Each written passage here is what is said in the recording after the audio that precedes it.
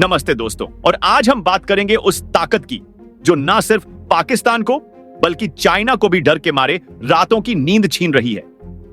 एक तरफ डीआरडीओ के फ्यूचरिस्ट लेजर वेपन्स जो सेकंड्स में दुश्मन के टारगेट्स को खत्म कर सकते हैं, तो दूसरी तरफ ब्राह्मोस और स्कैल्प जैसी मिसाइल्स जो किसी भी एयर डिफेंस को चकमा दे सकती हैं। और हां, पाकिस्तान के लिए एक बड़ा झटका, अमेरिका अब भारत में F-414 जेट इंजन्स बनाने को तैयार है। ये सब सुनकर पाकिस्तान के रेल मिनिस्टर तो न्यूक्लियर थ्रेट्स देने लगे, लेकिन उनके अपने चाइनीज मिसाइल्स का हाल क्या है वो भी हम आज खोलेंगे। गूगल और रिलायबल सोर्सेज से ताजा जानकारी के साथ हम इस कहानी को एक नए अंदाज में पेश करेंगे। तो तैयार हो जाइए, क्योंकि ये सिर्फ डिफेंस न्यूज नहीं, भारत की नई ताकत का धमाका है। चलिए शुरू करते हैं। डीआरडीओ अपने डायरेक्टेड एनर्जी वेपन्स DW के साथ एक नई क्रांति ला रहा है। ये लेजर बेस्ड वेपन्स इतने पावरफुल हैं कि सेकंड्स में दुश्मन के ड्रोन्स, टैंक्स या यहां तक कि बैलिस्टिक मिसाइल्स को तबाह कर सकते हैं। गूगल के मुताबिक डीआरडीओ ने अपने लेजर प्रोग्राम को 3 फेज में डिवाइड किया है। पहला फेज है किलोवाट क्लास लेजर सिस्टम, जो हेलीकॉप्टर्स और UAVs पर फिट होगा। यह सिस्टम पाकिस्तान के ड्रोन्स या उनके लाइट व्हीकल्स जैसे अल खालिद टैंक्स को आसानी से डिस्ट्रॉय कर सकता है। दूसरा फेज है 300 किलोवाट DW, जो राफेल और तेजस MK2 जैसे 4.5 और 5वीं जनरेशन फाइटर जेट्स में इंटीग्रेट होगा। यह सिस्टम 1 सेकंड में दुश्मन के एयरक्राफ्ट या ग्राउंड टारगेट्स को खत्म कर देगा। और तीसरा, जो सबसे बड़ा धमाका है, मेगावाट क्लास लेजर, जो एयरबस A320 जैसे कमर्शियल प्लेन्स पर फिट होगा। यह system intercontinental ballistic missiles ICBMs को मिड कोर्स में ही रोक सकता है। सोचिए, अगर पाकिस्तान न्यूक्लियर मिसाइल लॉन्च करे और भारत का यह लेजर उसे पाकिस्तान के एयर स्पेस में ही तबाह कर दे, तो खुद पाकिस्तान के लिए यह डिजास्टर बन जाएगा। डीआरडीओ का यह प्रोग्राम 2030 तक कंप्लीट होने की उम्मीद है, और इससे भारत ग्लोबल डिफेंस टेक्नोलॉजी में एक नई ताकत बनेगा।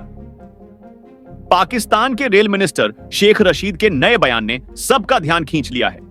उन्होंने भारत को धमकी दी कि पाकिस्तान के पास 250 ग्राम के न्यूक्लियर बम्स हैं, जो भारत को तबाह कर देंगे।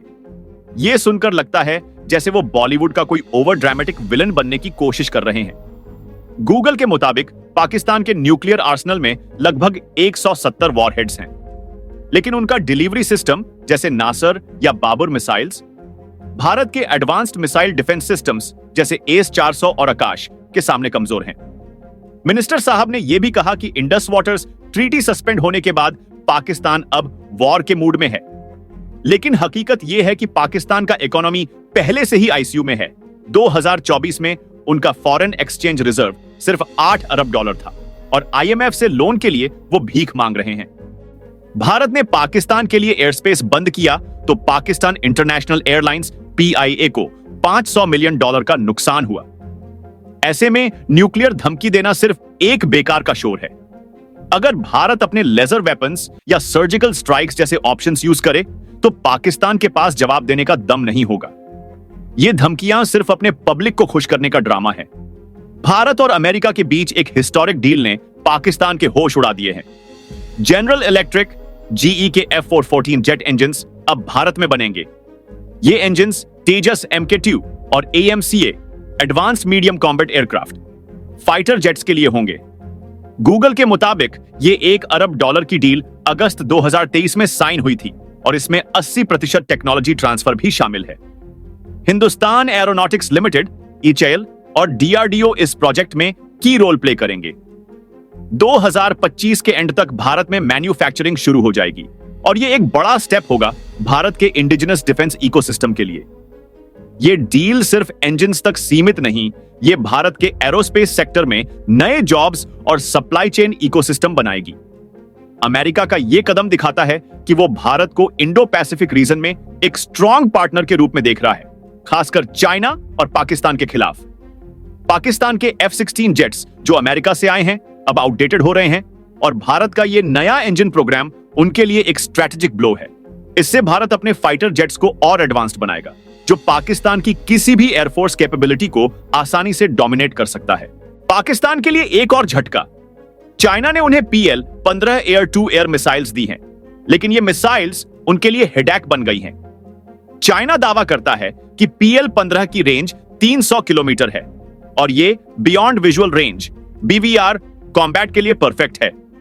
लेकिन जब पाकिस्तान ने इसे अपने JF-17 थंडर ब्लॉक 3 जेट्स में फिट किया तो यह एक बड़ा जुगाड़ बन गया।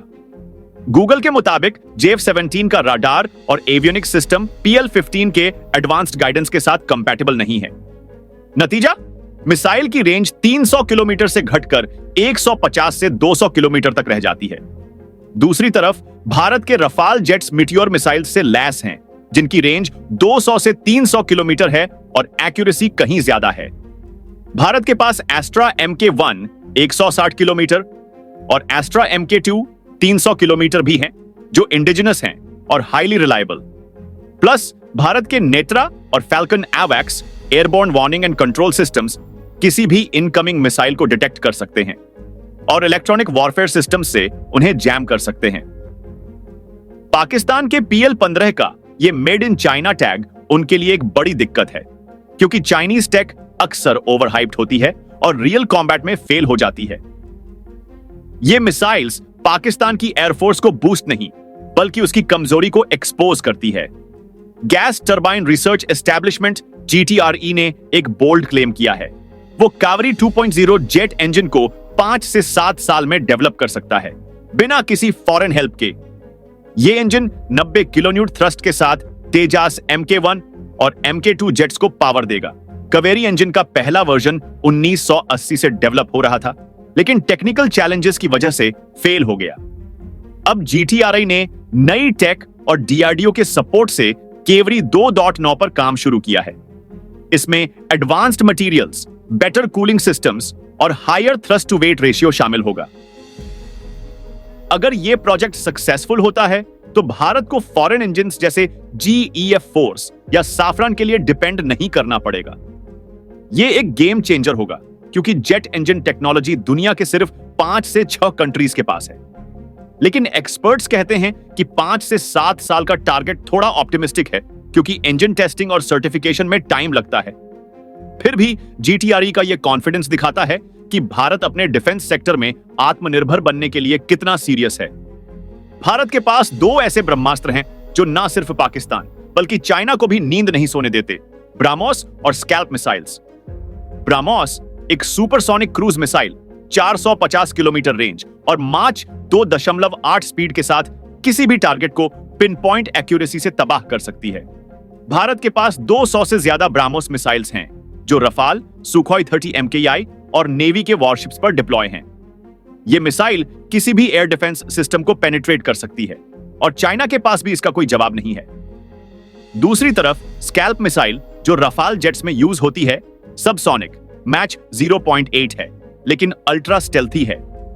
यह 800 किलोमीटर तक के टारगेट्स को हिट कर सकती है और एनिमी रडार इसे डिटेक्ट नहीं कर सकते। 2018 में सीरिया और 2023 में यूक्रेन में स्कैल्प के सक्सेसफुल यूज ने दुनिया को उसकी ताकत दिखाई। भारत के पास 300 से ज्यादा स्कैल्प मिसाइल्स का स्टॉक है, जो पाकिस्तान या चाइना के स्ट्रेटेजिक टारगेट्स जैसे कमांड सेंटर्स या एयरबेसेस को आसानी से तबाह कर सकते हैं। इन दोनों मिसाइल्स की वजह से भारत का स्ट्रेटेजिक एडवांटेज इतना स्ट्रांग है कि दुश्मन सोचने पर मजबूर हो जाता है। पाकिस्तान के सारे दावे, न्यूक्लियर बॉम्ब्स हो या चाइनीज मिसाइल्स, सिर्फ खाली धमकियां हैं। उनका इकोनॉमी कोलैप्स के कगार पर है, एयरफोर्स के पास मॉडर्न जेट्स की कमी है और चाइनीज टेक पर ज्यादा डिपेंड करना उनके लिए नई मुसीबत बन रहा है। पाकिस्तान के पास 400 से ज्यादा फाइटर जेट्स हैं, लेकिन ज्यादातर पुराने मिराज और GF-17 हैं, जो भारत के रफाल, सुखोई और तेजस के सामने कोई मुकाबला नहीं कर सकते। भारत का डिफेंस बजट 2024 में $75 अरब था, जबकि पाकिस्तान का सिर्फ $7 अरब। ऊपर से भारत के advanced AWACS, electronic warfare systems और मिसाइल डिफेंस नेटवर्क्स ने उसकी कैपेबिलिटी को और बढ़ा दिया है। पाकिस्तान का रेल मिनिस्टर चाहे जितनी भी धमकियां दे, लेकिन ग्राउंड रियलिटी यह है कि भारत का एक छोटा सा एक्शन भी उनके लिए बड़ा संकट बन सकता है। भारत का फोकस अब इंडिजिनस टेक और ग्लोबल पार्टनरशिप्स पर है, जो उसे एक अनबीटेबल पावर बना रहा है। दोस्तों, यह कहानी सिर्फ वेपन्स और मिसाइल्स की नहीं, बल्कि भारत के नए दौर की है। पाकिस्तान की धमकियां और चाइनीज टेक का ओवरहाइपिंग अब भारत के सामने बेकार है। अमेरिका, रशिया और इजराइल जैसे कंट्रीज के साथ भारत की स्ट्रेटेजिक पार्टनरशिप्स उसे एक ग्लोबल डिफेंस पावर हाउस बना रही हैं। अब सवाल यह है, क्या पाकिस्तान अपनी हरकतों से बाज आएगा या भारत का अगला एक्शन उसे सबक सिखा देगा? आप क्या सोचते हैं? कमेंट में जरूर बताइए। और अगर आपको ये डिफेंस अपडेट्स पसंद आए तो चैनल को सब्सक्राइब करें, बेल आइकॉन दबाएं और वीडियो को शेयर करें।